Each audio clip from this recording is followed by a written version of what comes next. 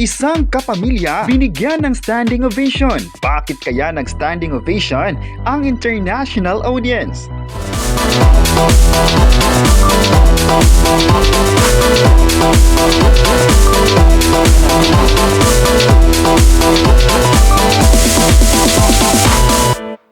Binigyan ng standing ovation ng Japanese film na Rinur na produce ni Sylvia Sanchez at Alan Berge-Ang sa ginaganap na 70th Cannes Film Festival sa France. Ang Rinur ay idinirect ni Chei Hayakawa na isa nga sa maswerteng napili bilang bahagi ng main competition para sa Palme d'Or sa 70th Cannes Film Festival ngayong 2025. Kasama sina Sylvia at Alan Berge bilang co-producer ng pelikula, sina Aiko Mizuno Gray, Jason Gray, Christoph Broncher at Yulia Ivina Bara.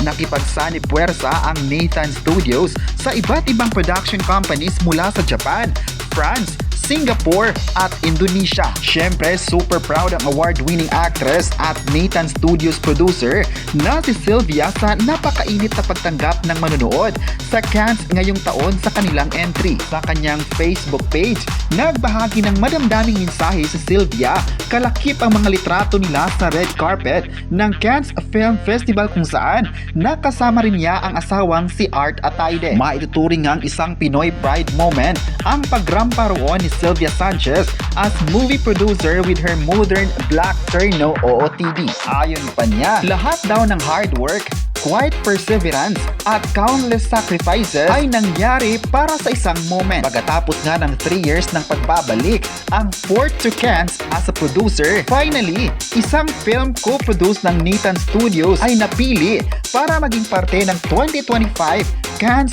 Main Competition sa list. Isa daw itong honored na maging parte ng isang film, a beautiful collaboration mula sa Japan's Happynet Studios at France ICITLA Productions, Singapore's Akanga Film Production, Singapore's Akanga Film Asia, at Indonesia's Kawan-Kawan Media, at from the Philippines naman na Daluyong Studios at our very own Nathan Studios.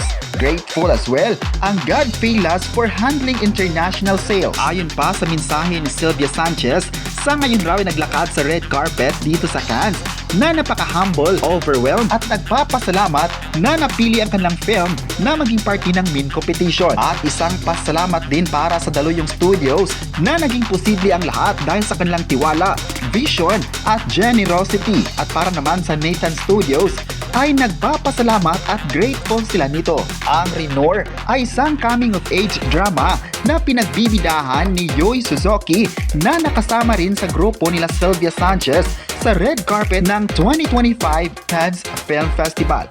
Ang iba pang members ng cast ay sina Lily Frankie, Yomi Kawai at Ryota Bando.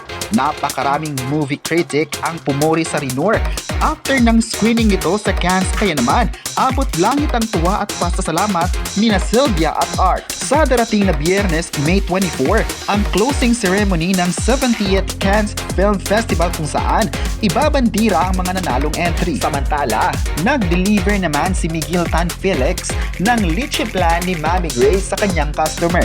At ito'y nag-trending online. Kahit sikat at malaki na ang kinikita bilang artista, todo pa rin ang suporta ni Miguel Tan Felix sa food business ng kanyang inang si Mami Grace. Talagang personal siyang tumutulong sa negosyo ng ina na isa na rin sikat na content creator ngayon, featuring her own dishes at other yummy food creation. Ito nga lang, nagdaang araw ay inutusan ng kanyang nanay ang mga binatang Riles lead star na mag-deliver ng Lychee Plan sa isa nilang customer. Ibinandira pa ng ina ni Miguel Tan Felix sa pamamagitan ng official Facebook page nitong Mami Grace Kitchen ang litrato ng kanilang customer kasama ang kapuso actor na super happy na in-order na Lychee Plan. Komento naman ng customer, gulat siya nang makitang si Miguel Tan Felix ang mismong nag-deliver ng in-order niyang Lychee Plan.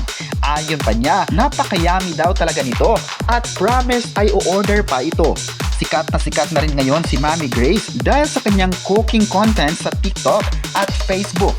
Ginagaya at bukang bibig na rin ngayon ng netizens ang pinakasikat niyang linya ng mga cooking video niya na okay na to.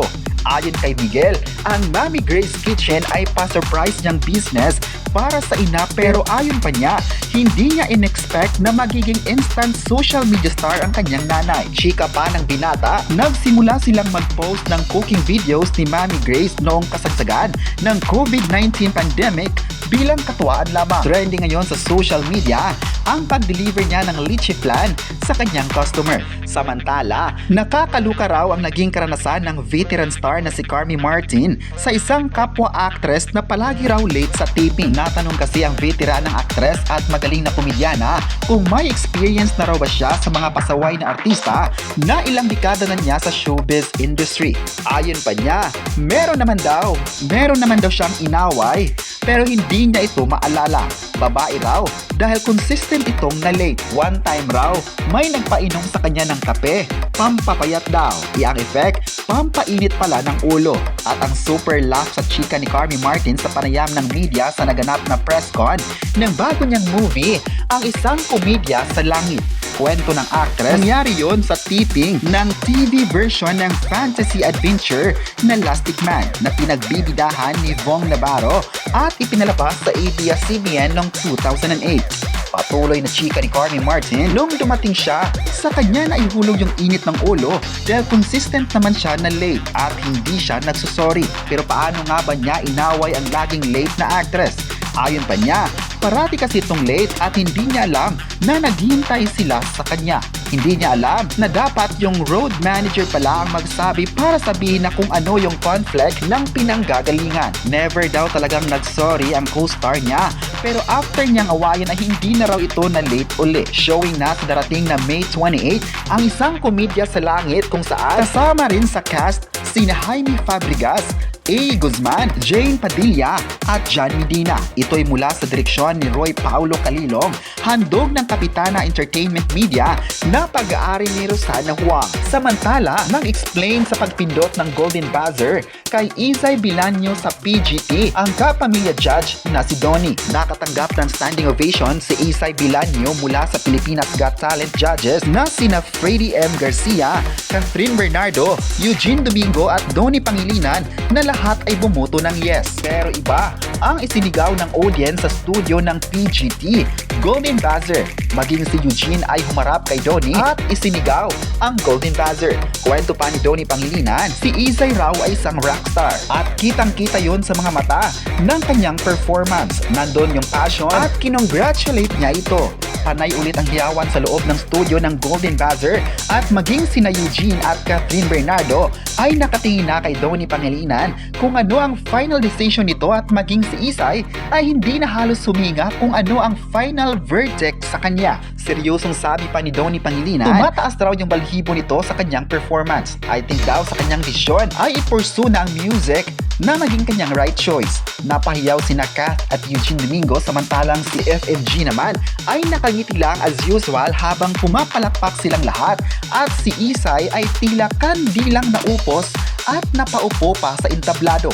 Pinuntahan siya ng ina at niyakap. Pinuntahan ni Donnie Pangilinan ang mag-ina at muling bumati ng congrats Izay. Samantala ayon kay Donnie Pangilinan, nasabi na raw niya ito sa launching ng PGT na mukhang hindi singer ang hinahanap niya bilang isa sa judges ng reality show ng Kapamilya Network. Kayo, ano ang masabi nyo?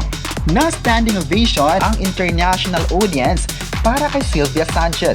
I-comment na kung proud ba kayo sa Kapamilya at huwag kalimutang i-subscribe ang ating YouTube channel.